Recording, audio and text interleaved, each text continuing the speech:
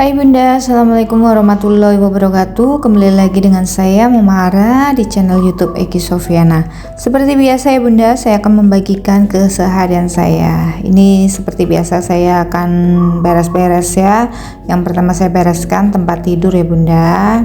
Selanjutnya saya nyapu, ngepel ya Bunda, dan melakukan aktivitas lainnya. Nah, sambil saya melakukan aktivitas, saya mau sedikit sharing ya Bunda tentang apa sih itu FOMO dan ciri-cirinya bagaimana ya Bunda. FOMO adalah salah satu istilah yang ramai digunakan di media sosial ya Bunda. Secara umum, arti FOMO adalah takut ketinggalan informasi.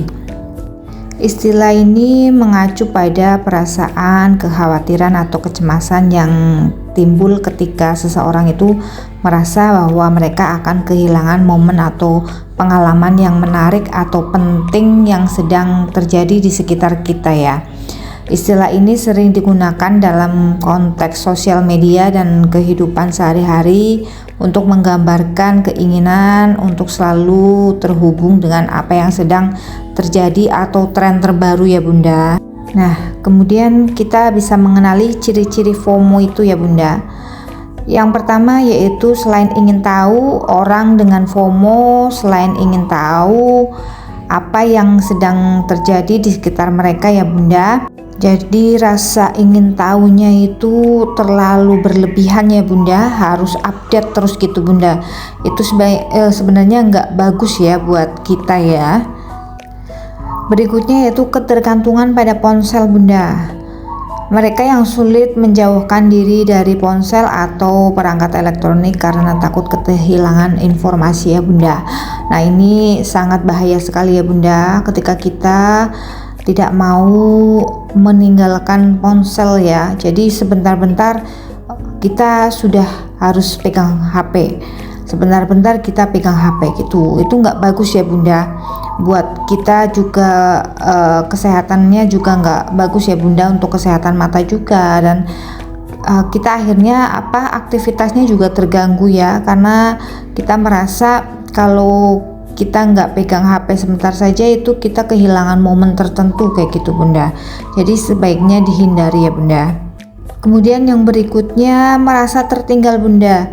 Mereka merasa khawatir ketinggalan momen atau pengalaman yang menarik Bunda. Jadi orang yang dibilang FOMO itu selalu ketakutan ya Bunda akan ketinggalan apa yang sedang update sekarang gitu Bunda. Jadi orang-orang seperti ini kadang memang susah ya Bunda, harus selalu update terus di sekitarnya gitu, apa yang sedang terjadi, apa yang sedang mereka ingin tahu dan lain sebagainya ya. Ini berdampak sekali untuk kehidupan kita ya. Tentunya kalau kita terlalu ingin tahu sekali ya Bunda, atau kepo gitu, nggak bagus ya Bunda buat kita ya. Jadi hindari ya Bunda, karena nggak bagus juga. Kemudian ciri yang berikutnya itu membandingkan diri Bunda. Mereka sering membandingkan diri dengan orang lain dan merasa tidak puas dengan kehidupan mereka sendiri. Nah, ini ciri-ciri dari FOMO ya Bunda. Kalau kita sering membandingkan diri kita, terus kita tidak merasa puas dengan apa yang sudah kita punya, dengan pencapaian yang kita punya. Nah, ini termasuk ciri-ciri FOMO ya Bunda. Jadi kalau kita sudah merasa membandingkan diri kita sendiri itu nggak bagus ya Bunda. Yang berikutnya kesulitan membuat keputusan. Mereka kesulitan dalam membuat keputusan karena takut melewatkan sesuatu yang penting. Nah, ini nggak bagus sekali ya Bunda, karena kalau kita mengambil keputusan itu ya sudah, itu resiko kita, apapun yang terjadi sudah menjadi keputusan kita ya. Jadi untuk orang-orang yang FOMO itu sering sekali sulit untuk mengambil keputusan. Kemudian dampak dari FOMO ya Bunda. Yang satu itu stres dan kecemasan Bunda. FOMO dapat menyebabkan stres dan kecemasan yang berlebihan, terus-menerus merasa perlu untuk mengikuti setiap kegiatan atau acara, dapat memberikan tekanan yang tinggi dan menyebabkan ketergangguan mental ya Bunda. Ini sangat riskan sekali ya Bunda, karena kalau kita sudah merasa kecemasan, stres itu sangat berdampak buruk sekali untuk kegiatan dan aktivitas kita ya. Kemudian yang kedua, perasaan tidak puas Bunda. Orang yang mengalami FOMO cenderung merasa tidak puas dengan kehidupan yang mereka jalani sendiri ya. Mereka sering membandingkan diri dengan orang lain yang tampaknya memiliki pengalaman yang lebih menarik atau menyenangkan, sehingga merasa kurang bernilai atau tidak cukup baik ya Bunda. Jadi ini dampaknya merasa tidak puas dalam segala hal ya, padahal kita mungkin sudah memiliki segalanya ya Bunda. Tapi karena kita merasa tidak puas, jadi cenderung kehidupannya itu tidak bahagia ya Bunda.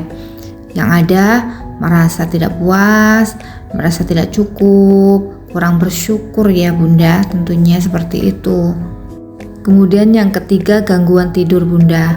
FOMO dapat mengganggu pola tidur kita ya. Terus menerus memeriksa ponsel atau media sosial untuk tidak ketinggalan informasi atau kejadian terbaru dapat mengganggu waktu tidur dan mengakibatkan gangguan tidur seperti insomnia ya Bunda. Jadi ini karena kita merasa tidak mau ketinggalan berita atau update terbaru ya. Kita selalu pegang HP, sebentar-bentar cek HP, sebentar-bentar cek HP. Itu tidak baik sekali ya Bunda, apalagi ketika malam hari ya. Kita harus jadwalkan jam berapa kita tidur dan jam berapa kita bangun. Jadi nanti ritme untuk bangun tidur itu bagus ya Bunda untuk kesehatan kita. Jangan biasakan ya Bunda bangun tidur langsung pegang HP. Itu nggak bagus Bunda buat kesehatan kita juga dan mental kita juga ya. Kemudian yang keempat, penurunan produktivitas ya Bunda. FOMO dapat mengganggu produktivitas seseorang.